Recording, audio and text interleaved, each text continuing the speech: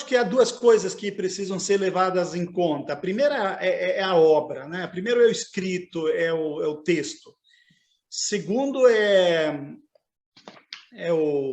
eu não sei como traduzir melhor isso, mas eu vou dizer o caráter, né? O caráter individual do autor, né? Eu me parece que há dois elementos importantes. Há um elemento de rebeldia muito presente na obra bruniana, rebeldia, diga-se de passagem, contra a ortodoxia, né? Essa rebeldia, ele precisa pagar um preço por essa rebeldia. Mas eu diria que essa rebeldia não é uma rebeldia de caráter, no sentido de que somente porque ele fosse rebelde, ele já ganharia o espaço que deveria ganhar. Não. E a perseguição que ele deveria sofrer. Exatamente porque as obras representam esse espírito questionador de Bruno diante da tradição.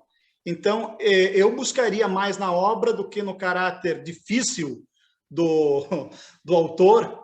Peraí, você uma vez me falou que ele era uma pessoa difícil. Por que você fala isso? Ele tinha um caráter beligerante? Olha, você percebe pelos próprios escritos, que ele tinha uma boa imagem de si. Tá? Você gosta dele, porque era muito mais do que isso, né? Eu acho que de vez em quando ele exagera. Mas o exagero, olha, é muito simples. Por exemplo, na ceia de cinzas, ele exagera. Mas exagera por quê? Porque ele precisa caracterizar exatamente, marcar a posição. Okay. E esse marcar posição é, evidentemente, com tintas exageradas. Ou seja, é compreensível.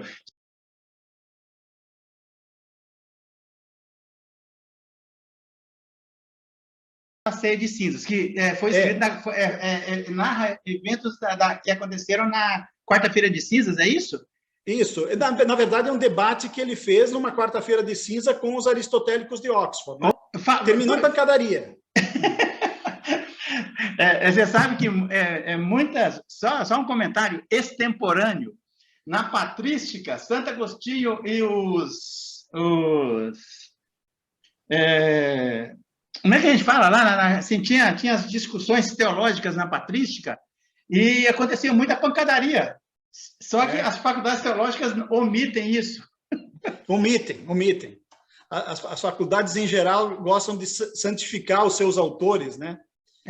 De santificar os seus autores, de colocar uma aura. Eu não colocaria essa aura no Bruno, não. Eu diria, ele é um pensador para além do seu tempo e ele é um crítico radical da cultura da sua época. E agora vai ter que se conviver com isso, vai ter que se conviver com um cara assim. Okay.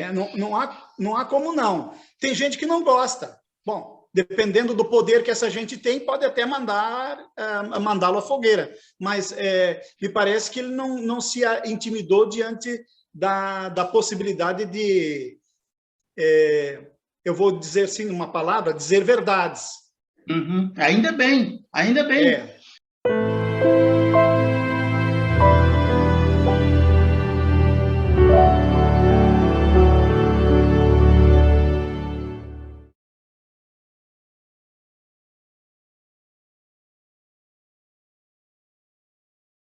Eu entrevistei essa semana, depois você procura no canal, que está aí a conversa com a Joelma, uma filósofa também, que mora na Alemanha. Fez mestrado, graduação, mestrado, doutorado em filosofia. E eu perguntei para ela, não sei se foi no ar ou se foi em off, né? Se ela acreditava em Deus, ela falou assim, eu não acredito, mas eu rezo para que exista. Deixa eu fazer uma... eu brinquei com ela legal. Que foi uma resposta de mineiro. Perfeito. Deixa eu te perguntar uma coisa. O objeto da tua pesquisa.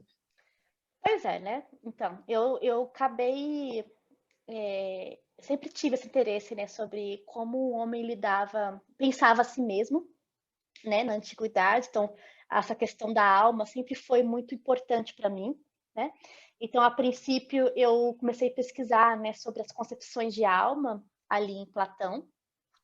Só que depois eu caminhei para uma outra área ali da filosofia antiga, que é a área da retórica. que parece que não tem a ver, porque a minha pesquisa ela era mais ligada à questão metafísica, né, da religiosidade, das crenças. Mas aí eu fui para a retórica e consegui fazer a ponte, né? Quando a gente quer, a gente consegue fazer a ponte com tudo que a gente quer.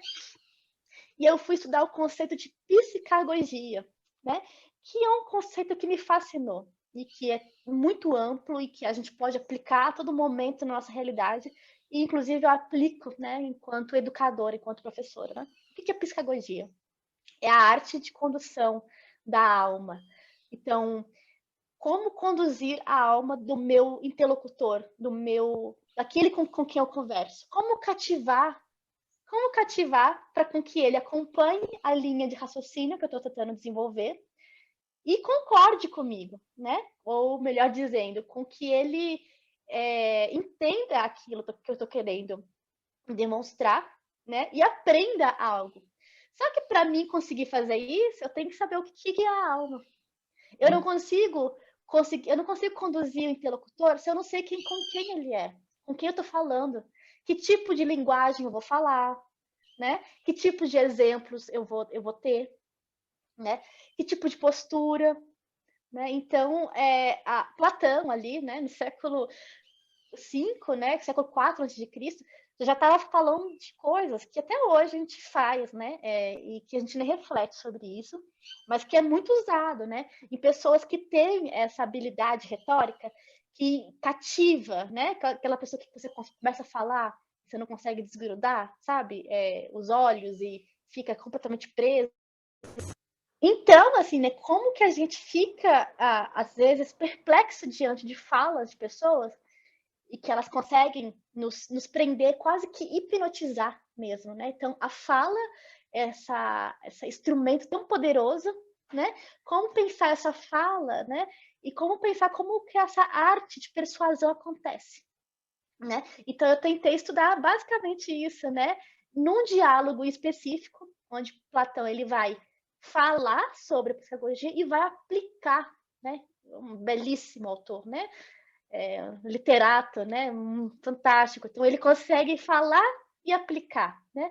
Então, uma outra oportunidade, né? Gostaria de te contar, inclusive, a respeito, né? Do que ele fala, que é, né? Como praticar essa arte de condução da alma, né?